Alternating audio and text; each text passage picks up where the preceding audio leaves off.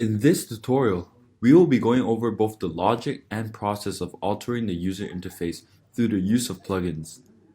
By the end of this video, you will be able to alter what the users see on their web page depending on their specific role on your marketplace.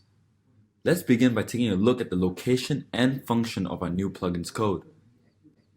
As you can see, the internal structure of your plugins folder is identical to the previous Hello World structure, in that there is an admin and user folder inside of the root folder, and they both contain three subfolders called CSS, HTML, and scripts. However, the main difference between this and the previous Hello World plugin is that all of the code will go under the user folder instead of the admin folder. So as you can see, the three subfolders under my admin folder are completely empty, whereas the subfolders under my user folder are not.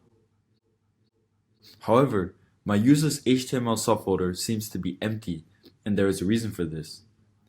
If you understand code, specifically HTML, you will know that an HTML file is actually not necessary for this plugin.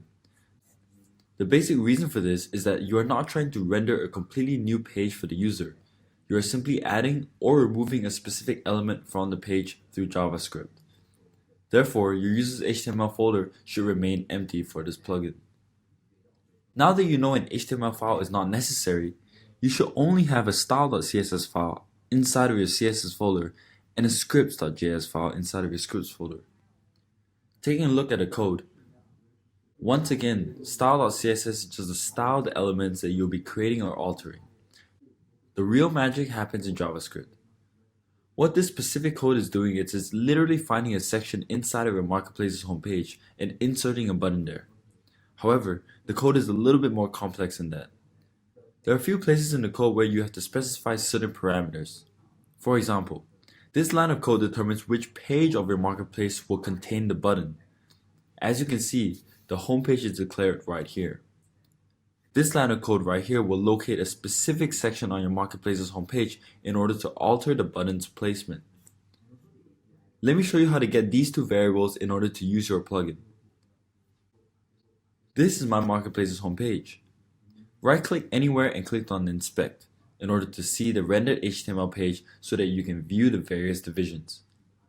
As you can see, my homepage has a class of page home, which is why the body of my code is declared to locate that specific class. Whereas for the specific location of the button, let's say that I want my button to be under the categories division. Make sure that this arrow is enabled to correspond the divisions on the page to the elements. Hovering over categories, we can see that the division has two classes, section and section category. That is why it is declared right here. Remember that due to the way this specific JavaScript function is written, be sure to add the index at the end of the code. This is because this JavaScript function returns an array, therefore you have to initialize the index.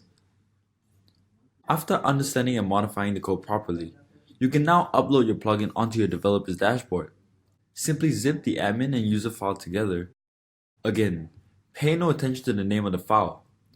Return to your developer's account and upload them onto your developer's dashboard. Remember to make sure that all of the corresponding details are correct.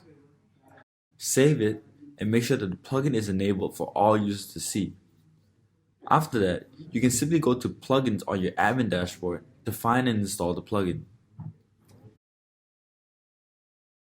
Once you have installed your plugin, you'll be redirected to an error page, but do not worry. This is not an issue. This error page is due to the fact that the plugin is trying to fetch HTML content from the admin folder, which does not exist. To alter this page, just simply create your own HTML file under your HTML folder inside of admin. Now that the plugin has been successfully installed, let's take a look at the user interface to make sure that our plugin is there. Make sure to check if the button functions the way it's supposed to. Now you know how to alter the user interface to the use of plugins. The next tutorial will introduce you to the onsets of calling APIs on Arcadia's platform.